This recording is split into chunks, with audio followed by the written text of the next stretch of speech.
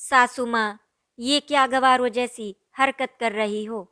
इस बचे हुए खाने को कूड़ेदान में फेंक दो। सासू माँ, आप पढ़ी लिखी गवार ही रहोगी। कनिका अपनी सास सुमित्रा के ऊपर चिल्ला रही थी। सुमित्रा जी बोली, बहू, ये खाना झूठा नहीं है। मंदिर के बाहर जो गरीब बच्चे बैठे हैं उनको दे दूंगी।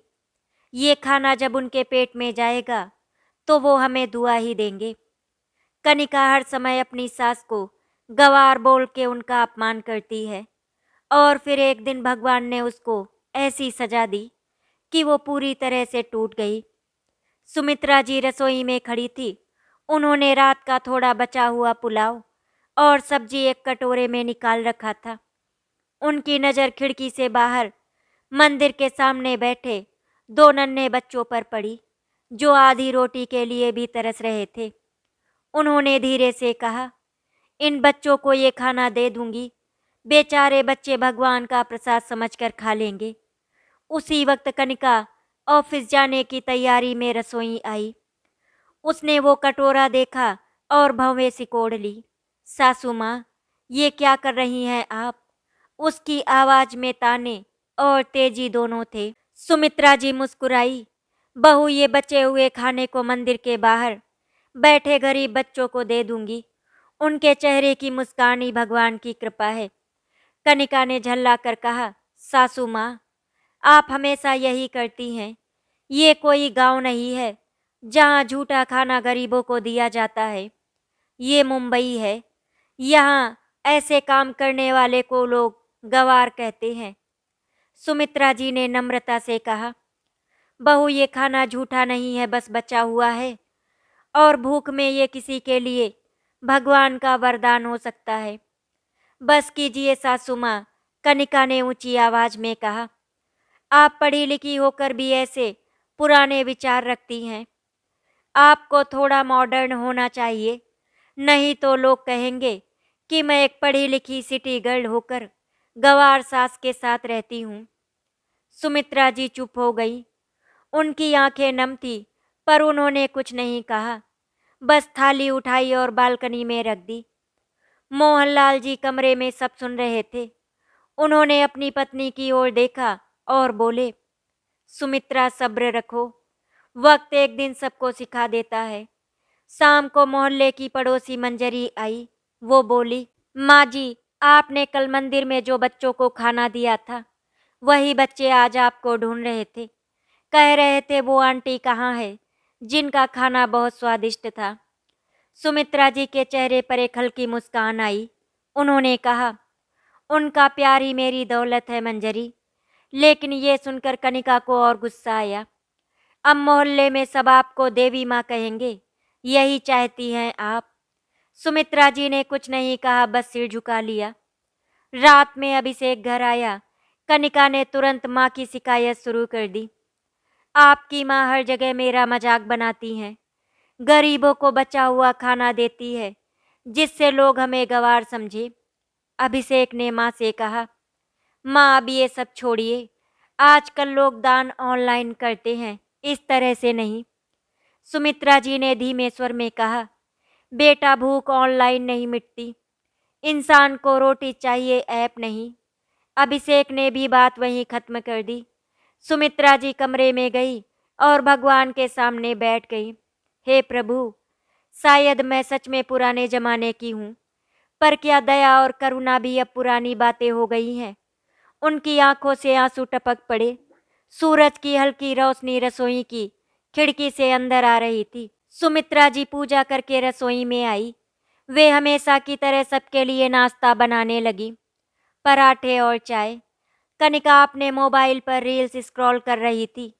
वहीं सोफे पर बैठी हुई बोली, सासू माँ, जरा जल्दी बनाइए ना, मुझे ऑफिस के लिए देर हो रही है। सुमित्रा जी ने मुस्कुराते हुए कहा, बस बहू, 5 मिनट में हो जाएगा। कनिका उठी, रसोई में आई और चिढ़ते हुए बोली, आपको पता है ना कि मैं फास्ट फूड पसंद करती हूँ। ये पराठे चाय वाला देसी नाश्ता नहीं। बहू, घर का खाना ही सबसे अच्छा होता है। सुमित्रा जी ने समझाने की कोशिश की, लेकिन कनिका ने फिर झिड़क दिया, सासू माँ, आप हमेशा ये संस्कारों की बातें करती रहती हैं। अब ये सब पुरानी बातें नहीं चलती। कनिका ने ताना मारा। आपके जमाने की सोच भी शायद आपके साथ ही चली जाएगी। सुमित्रा जी ने कुछ नहीं कहा, बस आंखों में गहराई उतर आई थी। उनके दिल में चुभन थी, पर उन्होंने उसे चेहरे पर आने नहीं दिया। मंजरी अक्सर सुमित्रा जी के पास आती थी। वो उन्हें माँ कहकर पुकारती थी, क्योंकि उसकी सगी माँ का देहांत बचपन में हो गया था। उस दिन मंजरी आई और बोली, माँ, राधा आपको ढूंढ रही थी। सुमित्रा जी के चेहरे पर मुस्कान फैल गई। राधा को कह देना, कल आऊंगी, मंदिर उसके लिए हलवा बनाऊंगी। कनिका ने ये बात सुन ली और बोली, सासू माँ, आपने मंदिर को अपना रेस्टोरेंट बना दिया है क्या? हर रोज वहाँ खाना बांटने जाती हैं। मंजरी को ये सुनकर बुरा लगा। उसने कहा, कनिका जी, कोई किसी के लिए अच्छा करे तो उसका मजाक नहीं उड़ाना चाहिए। कनिका ने तीखे स्वर में कहा, आप बीच में मत पड़िए, ये हमारे घर का मामला है। मंजरी चुप हो गई, पर उसकी आंखों में निराशा थी। वो जानती थी कि ये लड़की एक दिन अपने अहंकार से खुद ही टूटेगी। ऑफिस में भी कनिका का यही रवैया था। वो खुद को सबसे बेहतर समझती थी। टीम में कोई गलती करे तो उसे सबके सामने डांट देती। तुम जैसी सोच रखने वालों को कभी आगे नहीं बढ़ना चाहिए, ये उसका पसंदीदा वाक्य था। धीरे धीरे सब उससे दूर रहने लगे। सहकर्मी मुस्कुराते हुए मैम तो कहते, पर दिल से उसका सम्मान कोई नहीं करता था। उसके बॉस विक्रम सिंह, जो उसी कॉलोनी में रहते थे, वो अक्सर कहते, कनिका, आप में टैलेंट बहुत है, पर थोड़ा नम्र होना सीखिए। अहंकार रिश्ते तोड़ देता है। पर वो मुस्कुरा कर कहती, सर जो ऊपर होता है उसे नीचे झुकना नहीं चाहिए। विक्रम ने मन ही मन कहा, जो ऊपर से गिरता है उसे बहुत चोट लगती है। दिन बीतते गए और कनिका का व्यवहार और कटु होता गया। वो सुमित्रा जी के हर काम में कमी निकालती।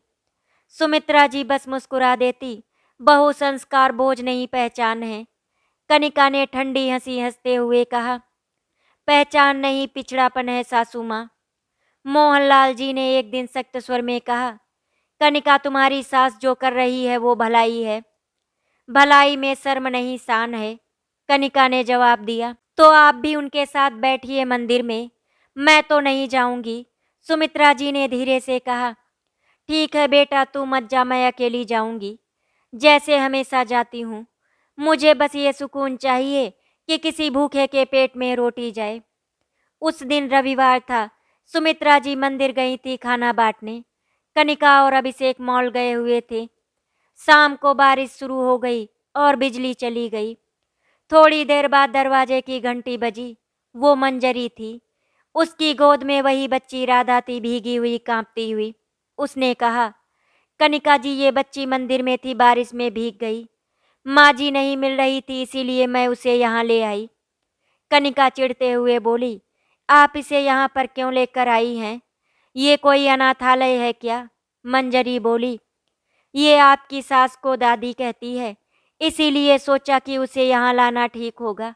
कनिका ने दरवाजा जोर से बंद कर दिया। ले जाइए इसे कहीं और। राधा डर के मारे रोने लगी। मंजरी उसे लेकर चली गई, लेकिन उसी रात खबर आई, राधा को अस्पताल में भर्ती कराया गया है। ठंड और भूख से हालत बिगड़ गई थी। जब ये बात सुमित्रा जी को पता चली, वो दौड़ी अस्पताल की ओर। वो पूरी रात वहीं बैठी रही। अगले दिन जब कनिका वहां पहुंची, उसने देखा वो बच्ची सुमित्रा जी का हाथ पकड़कर कह रही थी, दादी आप आ गई, अब मुझे ठंड नहीं लग रही। कनिका की आंखें नम हो गई।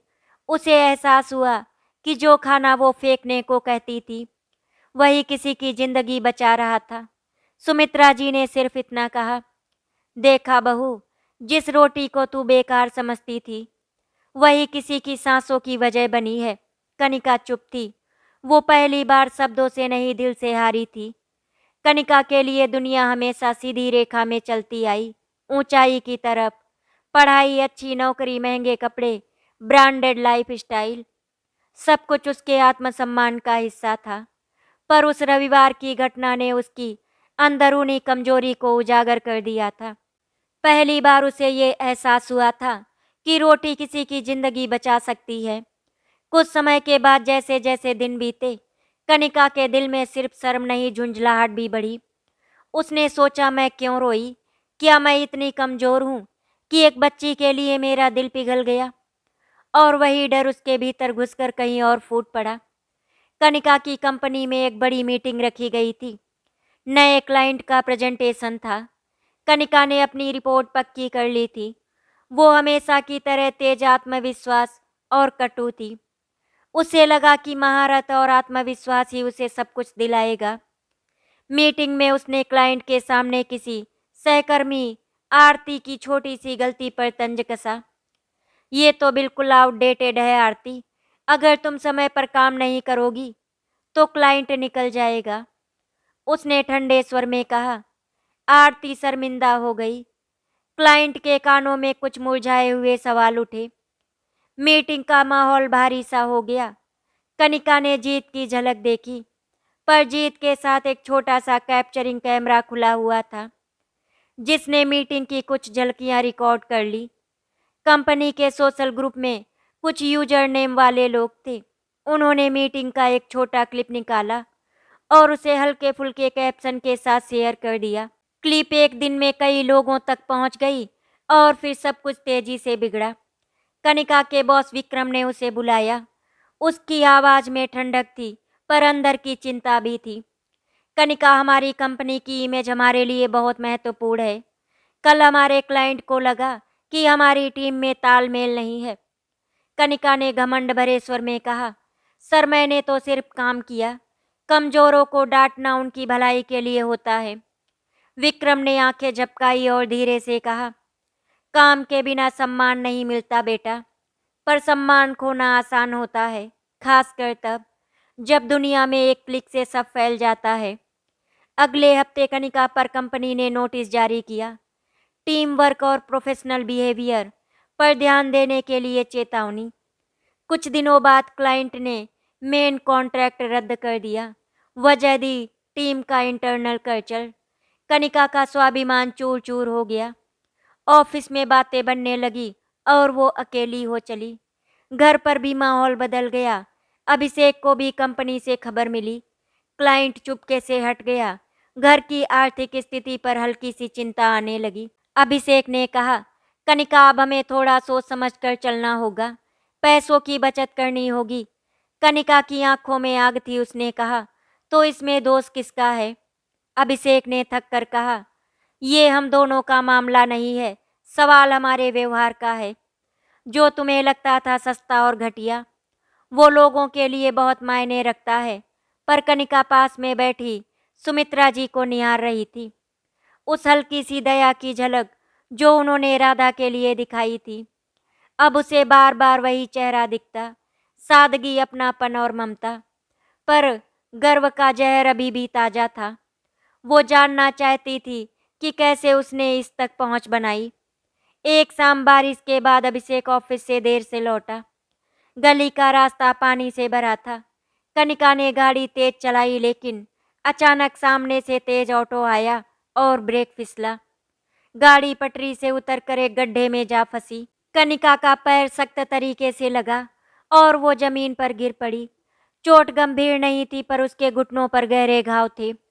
अभिषेक ने गाड़ी रोकी और उसे अस्पताल ले गया।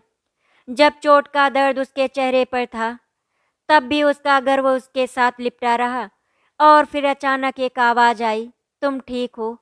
उस आवाज के पीछे सुमित्रा जी थी। वो भीग कर आई थी, हाथ में एक छोटा सा कंबल थामे। कोई दिखावट नहीं, सिर्फ और सिर्फ चिंता। कनिका की आंखें अचानक बंद हो गई। उसे याद आया कैसे उसने वही माँ को गंवार कहा था। सुमित्रा ने कहा, बहू, दर्द तो सबको होता है, पर दर्द बांटने से हल्का होता है। सुमित्रा जी ने कंबल निकाल कर धीरे धीरे उस पर डाला। तब कनिका के भीतर कुछ टूट गया।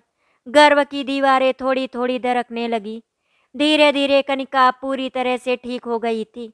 लेकिन अगले कुछ दिनों में कनिका ने महसूस किया कि कंपनी की समस्या, सोशल मीडिया की निंदा, सब मिलकर उसे अंदर से खोखला कर रहे थे।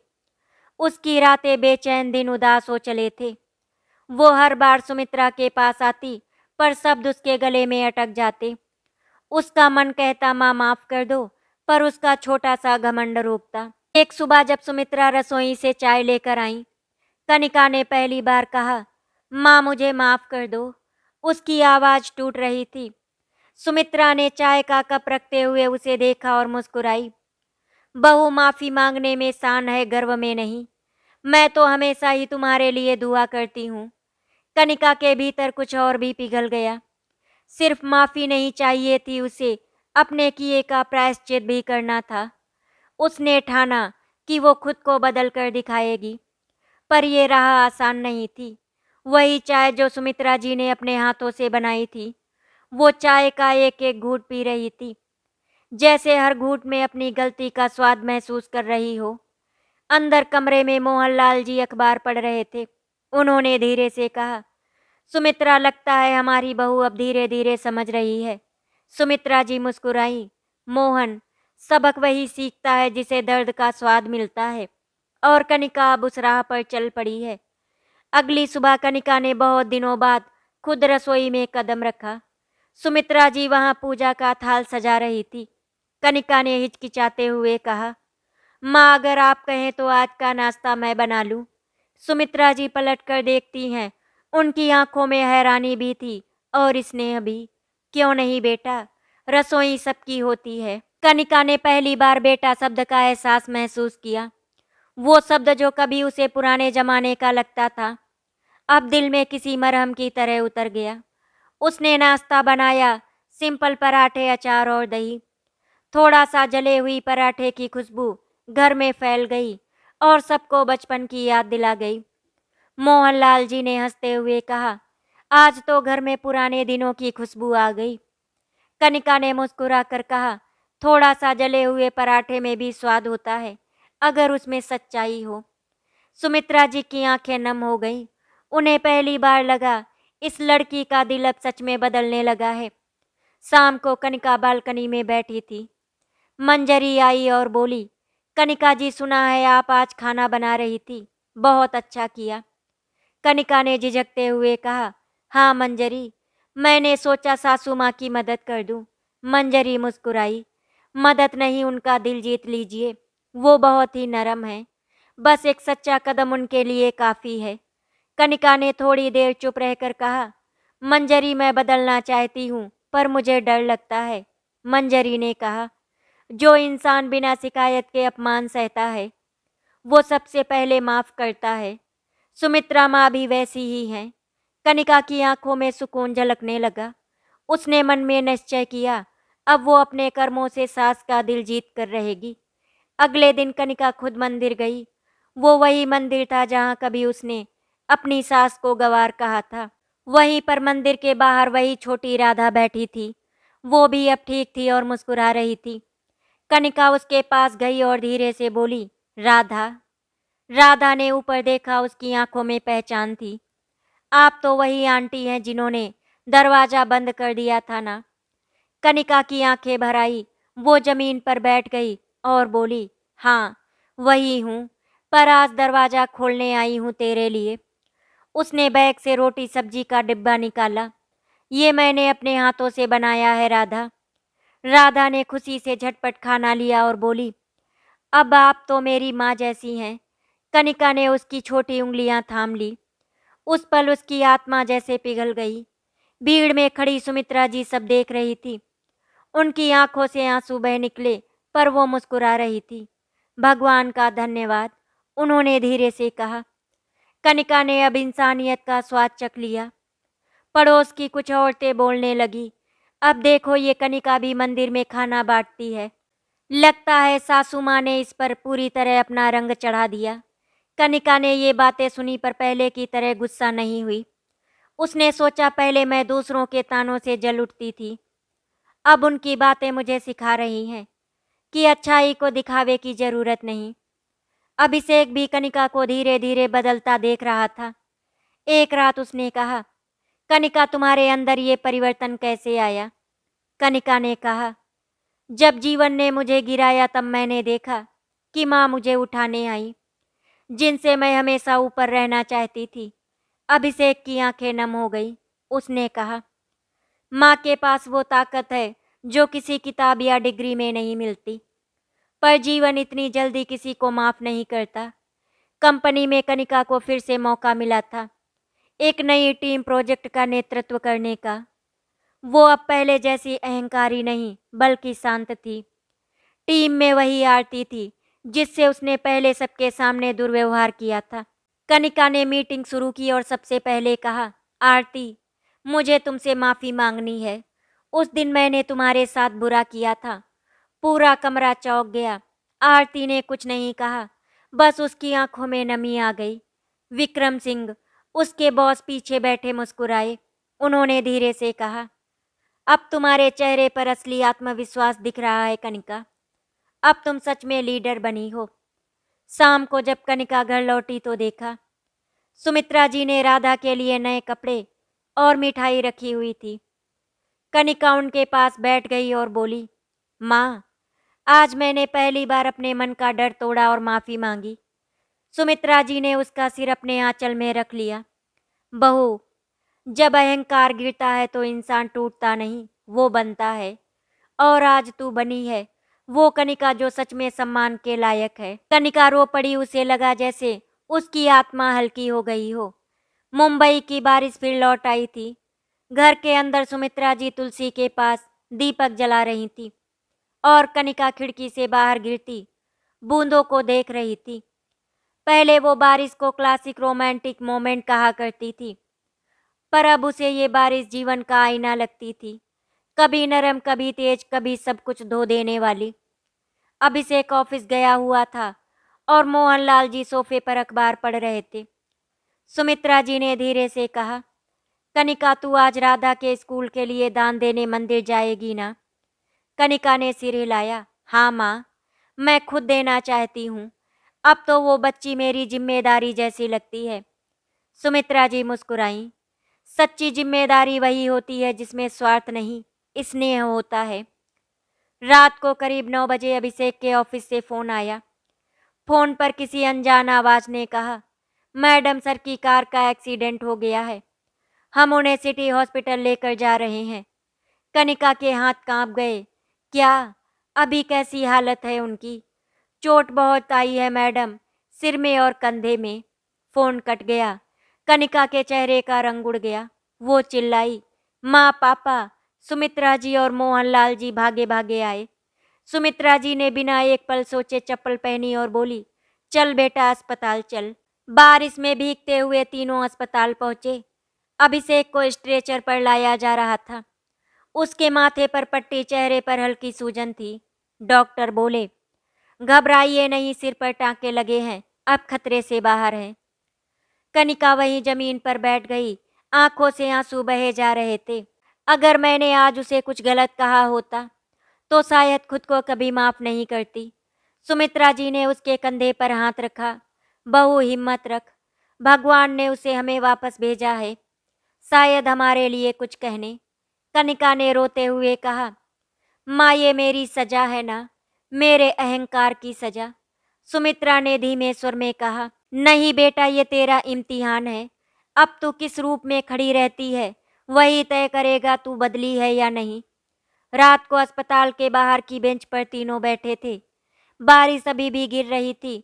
सुमित्रा जी ने हाथ जोड़कर भगवान से प्रार्थना की, हे प्रभु, अगर किसी की गलती की सजा देनी है तो मुझे दीजिए, मेरे बच्चों को नहीं। कनिका ने माँ के हाथ पकड़ लिए। माँ, आपने मेरे लिए भी दुआ मांगी होगी ना? सुमित्रा जी ने मुस्कुरा कर कहा, हर माँ अपने बच्चों के लिए दुआ मांगती है बेटा, चाहे वो सगी हो या रिश्ते से मिली हो। कनिका ने सिर माँ की गोद में रख दिया। आपको पता है माँ, जब भी मैं आपको गवार कहती थी तो आप बस मुस्कुरा देती थी। आज समझ में आया, वो मुस्कान मेरी बेइज्जती नहीं, आपकी जीत थी। सुमित्रा जी ने उसके बालों को सहलाया।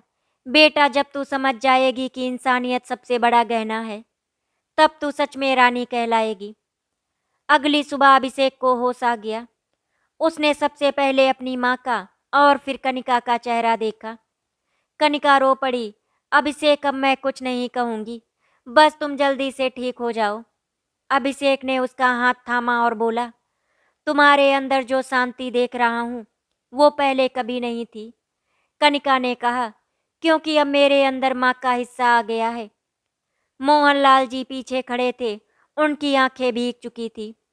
उन्होंने भगवान की मूर्ति की तरफ देखा। कभी कभी हाथ से हमें तोड़ने नहीं जोड़ने आते हैं। अभिषेक के डिस्चार्ज के बाद कनिका ने एक बड़ा निर्णय लिया। वो अब हर रविवार मंदिर जाएगी और गरीब बच्चों के लिए भोजन सेवा करेगी, पर इस बार अपनी सास के साथ। रविवार की सुबह जब दोनों सास और बहू थालियों में भोजन भर रही थी तो मोहल्ले की कई और औरतें देखने लगी। मंजरी ने कहा, देखो अब ये दोनों माँ बेटी लगती हैं। एक महिला ने ताने में कहा, अरे पहले तो यही कनिका अपनी सास पर चिल्लाती थी और अब सेवा में लगी है। कनिका ने मुस्कुराकर जवाब दिया, हाँ दीदी, पहले मैं आवाज से बड़ी थी, अब माँ की नज़रों में छोटा होना सीख लिया है। सब चुप रह गई। सुमित्रा जी ने गर्व से कनिका को देखा। बेटा, तूने वो कर दिखाया जो बहुतों से नहीं होता, अपने भीतर की आवाज़ सुनना। कुछ महीनों बाद जब अभिषेक पूरी तरह स्वस्थ हो गया, कनिका ने अपनी कंपनी से इस्तीफा दिया। वो अब एक एनजीओ से जुड़ गई, अन्नदाता ट्रस्ट, जहां वो भूखे बच्चों को भोजन और शिक्षा दिलाने का काम करने लगी। एक दिन जब वो उसी मंदिर के बाहर राधा को किताबें दे रही थी तो राधा ने पूछा, अब आप भी दादी की तरह सबको खाना क्यों देती हैं? कनिका मुस्कुराई, क्योंकि आपकी दादी ने सिखाया है कि किसी का पेट भरने से भगवान जी मुस्कुराते हैं। सुमित्रा जी पीछे खड़ी थी, उनकी आंखों से आंसू बह रहे थे, पर उन आंसुओं में सुकून था। अक्टूबर का महीना आया, पर इस बार घर में कोई ताजगी नहीं थी। सुमित्रा जी का चेहरा पहले जैसा उजला नहीं रह गया था। हल्की खांसी और बार बार थकान ने उनके कदम धीमे कर दिए थे। डॉक्टर ने शुरुआती जांचों के बाद कहा था कि आराम और सही इलाज जरूरी है, पर वे अपने बच्चों के साथ मंदिर और सेवा का काम जारी रखना चाहती थी। ये उनका धर्म था। कनिका ने देखा कि सास की आंखों में पहले की तरह वो चमक नहीं रही। हर सुबह वे उठकर पूजा करती, पर अब पूजा के बाद बैठे बैठे उनका हाथ कांप जाता। मोहनलाल जी ने कहा, चलो डॉक्टर को दिखाते हैं, पर सुमित्रा जी ने विनम्रता से मना किया। थोड़ा आराम और दवा ले लूंगी तो सब ठीक हो जाएगा। कनिका की अंतरात्मा चीख उठी, माँ, आप अपना ध्यान क्यों नहीं रखती? कनिका उनको लेकर हॉस्पिटल गई। अंततः डॉक्टर ने सख्ती दिखाई। मेम साहब की रिपोर्ट में कुछ असामान्यताएं दिख रही हैं, हमें और टेस्ट करने होंगे। बहुत से टेस्ट के बाद जब रिपोर्ट आई तो पता चला उनके फेफड़ों में संक्रमण था और कमजोरी बढ़ती जा रही थी। डॉक्टर ने स्पष्ट कहा कि इलाज लंबा और देखभाल बहुत जरूरी है। कनिका की आंखों में डर उतर आया। वो रोज रोज अस्पताल की दौड़ लगाती, दवाइयाँ ठीक समय पर देती और रात को बुखार चेक करती, पर धीरे धीरे घर की व्यवस्था लड़खड़ा गई। बोझ जैसे पिघलकर कनिका के कंधों पर आ गिरा। मालिकों और सहकर्मियों ने सहानुभूति दिखाई। एनजीओ फंडिंग में कमी आने लगी। कुछ सहयोगी कहने लगे, अब इस तरह की सेवाएं लगाना चाहती हैं तो प्रोजेक्ट मैनेजमेंट पर ध्यान देना होगा। कनिका ने दिन रात मेहनत की, पर सामर्थ्य सीमित थी। सुमित्रा की बीमारी ने घर के रिश्तों को परखना शुरू कर दिया। कनिका ने हर छोटी जरूरत ध्यान से पूरी की, पर कभी कभी थकान और तंगी की वजह से वो चिड़चिड़ी हो जाती। उसका स्वर कभी कभी तेज हो जाता और मोहनलाल जी की उम्र ने उनके कदम धीमे कर दिए थे। एक दिन जब कनिका थकी हुई दवाइयाँ खिलाने में व्यस्त थी, पड़ोस की कुछ महिलाएं आई और बोली, पहले तो यही कनिका सास पर चीखती थी, अब यही उनका ख्याल रख रही है। क्या कोई मजबूरी है? कनिका ने पहले की तरह ज्यादा तिरस्कार नहीं जताया, पर ऐसा कहते हुए उसकी जुबान में एक कसक आ गई। वो जानती थी कि उनकी हालत, उनका संघर्ष किसी को दिखावा नहीं लग सकता। मंजरी ने एक रात चुपके से आकर कहा, कनिका जी, लोग बोलेंगे, पर आप बस करते जाओ। उसकी बात में सच्चाई थी, पर दिल पर चोट फिर भी लगती थी। कुछ ही महीनों में तब स्थिति और गंभीर हो गई, जब डॉक्टर ने कहा कि मरीज को लंबे समय तक अस्पताल में रहकर इलाज चाहिए। घर पर देखभाल जोखिम भरी हो सकती है, लेकिन अस्पताल के खर्च ने घर के संसाधनों को थका दिया था। एनजीओ के फंड भी कम थे और अभिषेक की कंपनी पर भी दबाव था। एक रात जब वे अस्पताल के एक छोटे से कमरे में बैठे थे, बाहर ठंडी हवा चल रही थी और फ्लिकर करते लाइट में सन्नाटा था।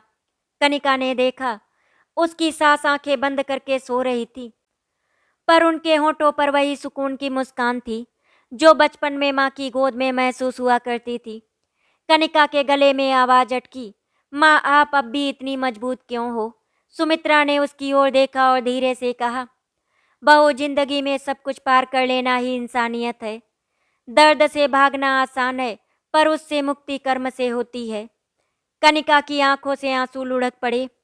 उस क्षण उसे वही पुराना अहंकार याद आया, जब उसने अपनी सास को गंवार कहा था और दूसरों के तानों पर हंसी उड़ाई थी। अब वही दुनिया उसे उस दर्द की ऊंचाई पर ला खड़ी कर रही थी। एक सुबह डॉक्टर ने कहा कि उनकी हालत अचानक बिगड़ गई है, उन्हें वेंटिलेटर पर रखने की सलाह है। अस्पताल के कमरे में खामोशी फैल गई। मोहनलाल जी के हाथ कांप रहे थे। अभिषेक का चेहरा फीका पड़ गया। कनिका ने अपने अंदर एक ऐसी आवाज सुनी जिसे उसने जिंदगी भर दबाया था, माफी मांगने की आवाज। उसने डॉक्टर से कहा, जो कुछ भी करना होगा मैं करूंगी, बस मेरी माँ को बचाइए। कनिका ने सहकर्मियों से मदद मांगी और मंजरी ने मोहल्ले में सबको इकट्ठा कर दिया। लोग आए, कुछ पैसों के साथ, कुछ दुआओं के साथ और कुछ हाथ थामने के लिए। पर फिर भी सबसे बड़ा दर्द ये था कि सुमित्रा को जो सबसे ज्यादा चाहिए था, समय और स्नेह, वो अब प्रतिदिन स्थिर नहीं थी। रातों में सुमित्रा जी बुरी तरह अस्वस्थ हो जाती। कनिका पूरी रात उनकी नर्स बनकर रहती, उनकी सांसों को नापती, दवा का समय नियंत्रित करती। उसकी मेहनत उसे भीतर से जला रही थी, पर उसी मेहनत ने उसे मरहम मिल रहा था। एक रात सुमित्रा ने नींद में उनका हाथ थाम लिया और कहा, बहू तुझे कभी दुख हुआ था क्या? कनिका ने आंसू रोकते हुए कहा, 1000 बार माँ, पर हर बार आप मुस्कुरा कर कहती थी कि इंसानियत ही सिखाएगी। सुमित्रा जी ने धीरे से कहा, जब तूने मुझे कड़वा कहा था मुझे दर्द हुआ था, पर मैंने समझा कि तू अज्ञान की पीड़ा में थी। आज तूने वही दर्द महसूस किया तो तू भी वही समझ पाएगी।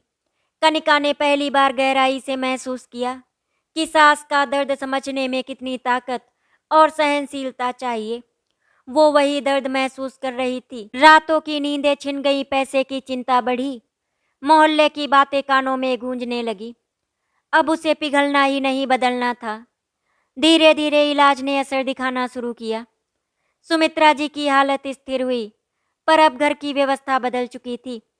कनिका का जीवन एनजीओ और घर के बीच बट गया। वो अब वही सेवा कर रही थी जो कभी ताना मारकर नकार दी थी। उसने महसूस किया कि जो उसने दूसरों को दिया, तिरस्कार और घमंड, वही उसे लौट कर मिला। पर अब उसका जवाब बदल गया था। वही करुणा और सेवा जो सुमित्रा ने उसे सिखाई। मोहल्ले की नज़रों में भी बदलाव आया। कुछ लोग अभी भी टिप्पणी करते, पर कईयों ने तारीफ भी की कि कैसे कनिका ने अपने कर्तव्य को अपनाया। खासकर वे बच्चे जिनके चेहरों पर उसने राधा को खिलाया, अब उसे पहचानते और प्यार से देखते।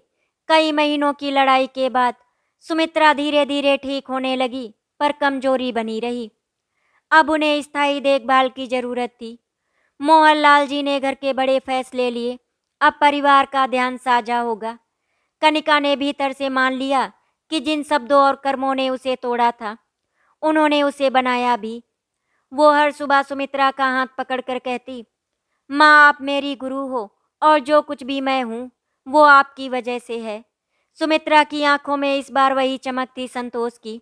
उन्होंने कहा, बहू अब तू जीवन में गरिमा से जीना सीख चुकी है और यही तेरा असली पुरस्कार है। समय बीतता गया। कनिका का जीवन अब सेवा, प्रेम और परिवार से भर गया था। पर कहते हैं जीवन तब सबसे कठिन मोड़ पर लाता है जब इंसान खुद को स्थिर समझ लेता है।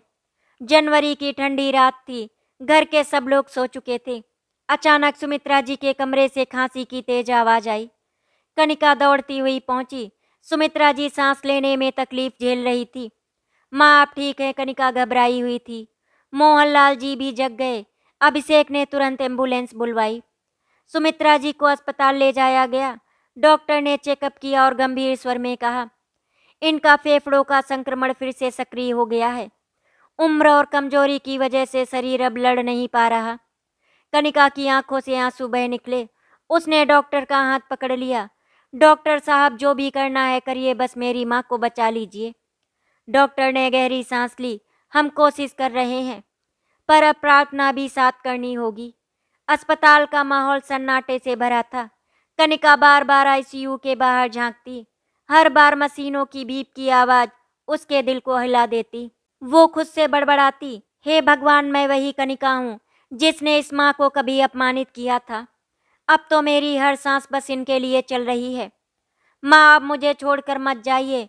वो आईसीयू के दरवाजे के सामने बैठ गई। हाथ जोड़कर भगवान से रोती हुई बोली, हे प्रभु, अगर मेरी सजा यही है कि मैं इनके बिना जीऊं, तो मुझे भी साथ ले लीजिए, पर इन्हें दर्द मत दीजिए। उसकी आंखों से आंसू ऐसे गिर रहे थे जैसे बरसात की धार। पास बैठी मंजरी भी सिसक रही थी। कनिका, हिम्मत रख, तू अब वही नहीं रही जो पहले थी। भगवान तेरी सच्चाई देख रहे हैं। सुबह के 4 बजे का समय था। डॉक्टर ने बुलाया। रोगी को थोड़ी देर के लिए होश आया है, आप लोग मिल सकते हैं। कनिका दौड़कर कमरे में पहुंची। सुमित्रा जी ऑक्सीजन मास्क के साथ लेटी थी। चेहरे पर हल्की मुस्कान थी। कनिका उनके बगल में बैठी। माँ, मैं आ गई हूँ, आप बस जल्दी ठीक हो जाइए। सुमित्रा ने धीरे से उसका हाथ थामा। बेटी, मैं ठीक हूँ, मुझे अब कहीं और जाना है। कनिका रो पड़ी। नहीं माँ, मुझे छोड़कर मत जाइए, आप मेरी दुनिया है। सुमित्रा ने कमजोर आवाज में कहा, बेटी, मैंने तुझे हमेशा आशीर्वाद दिया है। गुरूर की सजा तो मुझे भी मिली है, जब मैंने सोचा कि मैं तेरे अहंकार को बदल सकती हूँ। पर असली बदलाव तब आया जब तूने खुद सीखा। अब मेरा कर्तव्य पूरा हो गया है। कनिका ने फूट कर कहा, माँ, आपने मुझे जीना सिखाया है, आपके बिना मैं अधूरी हूँ। सुमित्रा ने उसकी आंखों में देखा। बेटी, मैं कहीं नहीं जा रही, मैं तेरे हर कर्म में रहूंगी, हर मुस्कान में रहूंगी। याद रखना, सेवा से बड़ा धर्म कोई नहीं। और फिर उनका हाथ धीरे से ढीला पड़ गया। मशीन की आवाज सीधी लाइन में बदल गई। बीप। कनिका चिल्लाई। माँ, पूरा कमरा उसकी चीख से गूंज उठा। मोहनलाल जी ने सिर झुका लिया। अभिषेक की आंखें भीग गई और मंजरी बाहर खड़ी थी, हाथ जोड़कर आंसू बहा रही थी। 3 दिन तक घर में सन्नाटा था। दीवारों पर सुमित्रा जी की तस्वीर सजी थी और सामने दिया जल रहा था।